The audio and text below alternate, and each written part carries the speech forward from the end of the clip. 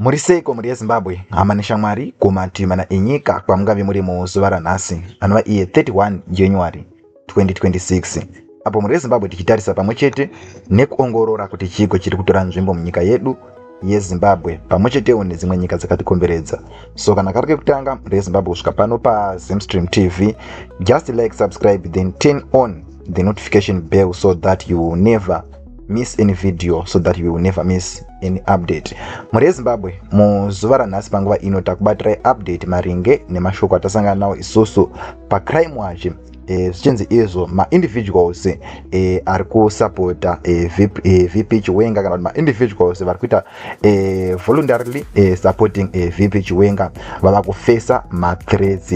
Ndo zviri pano muri Zimbabwe. Toda kuverenga statement iri pano iri muri Zimbabwe kuti munzwisise kuti nyaya iri pano yakamira sei. So according to Crime Watch inoti iyo individuals who openly support Vice President Chiwenga, particularly those saying he should take over from President Mnangagwa, are reportedly facing threats and intimidation. So zvikonzi our ma-individuals vari kusapota VP Chiwenga kuti VP Chiwenga ngavatore utungamiriri kubva kuna President Emmerson Mnangagwa. Zvikonzi vanhu ivavo vari kufesa ma-threats and intimidation.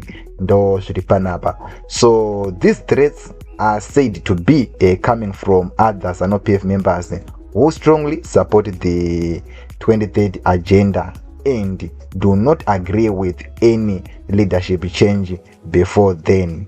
So zvirikunzi izvi zviri kufungidzirwa kunzi zviri kuitwa nemamwe mamembers vemuZANU-PF vari kusapota the 2030 agenda vachiti hapana mumwe munhu anofanira kuuya before 2030.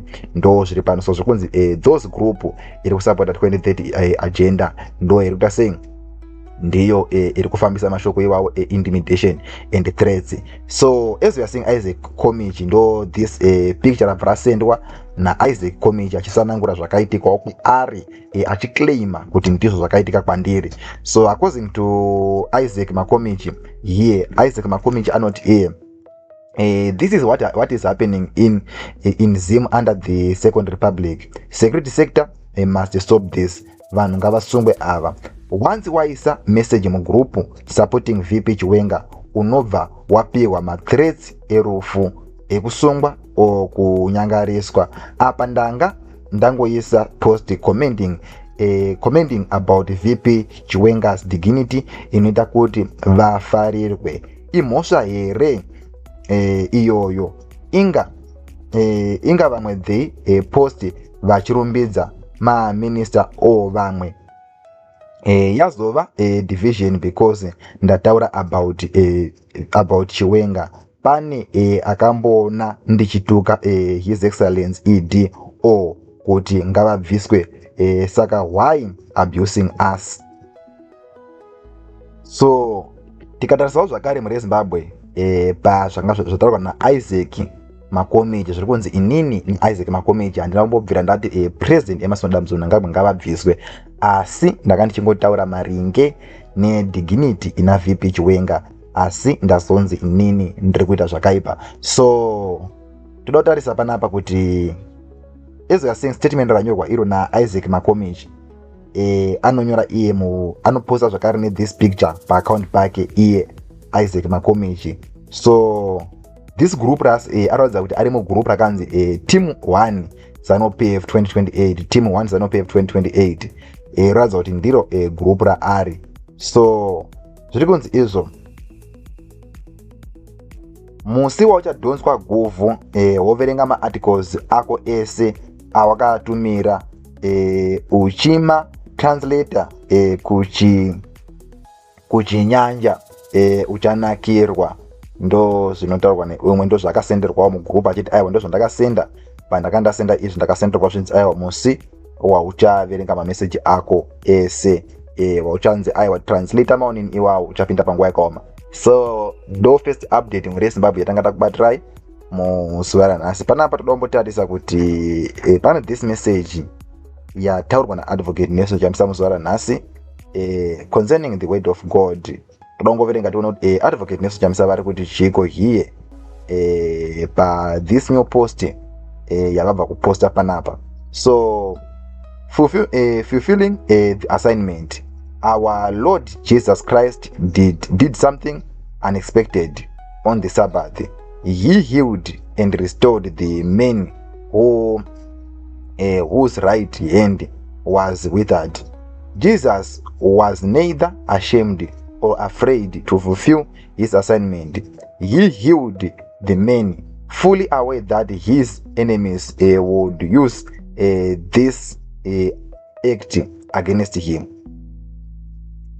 Yet compassion outweighed criticism, and obedience outweighed opposition. In the same way, let us not be drawn away from our duty or our assignment by resistance, fear, or human opinion. When God assigns, He also sustains.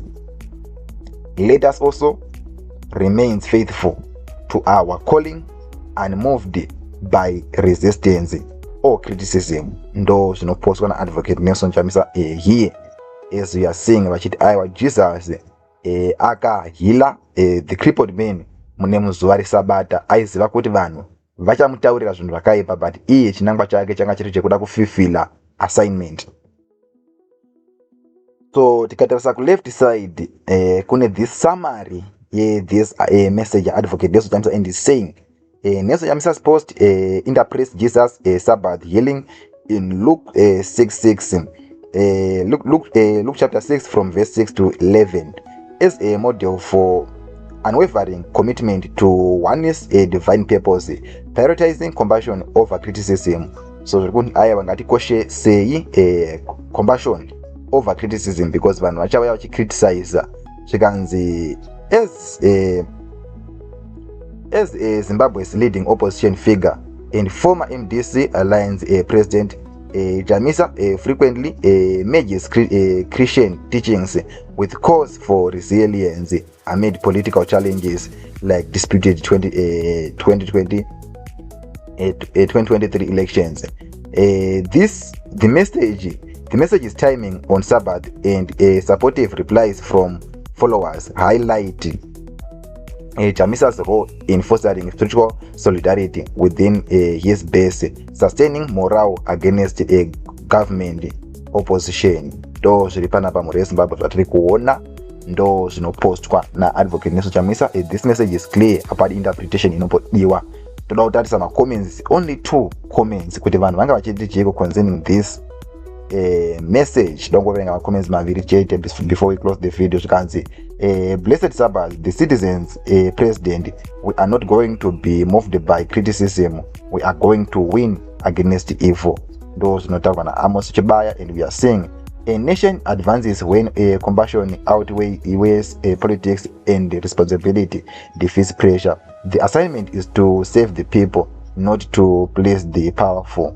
Ndo zviri panapa zvinonyekwa neumwe. Tichosangana zvakare pano paZimstream TV. It's bye for now.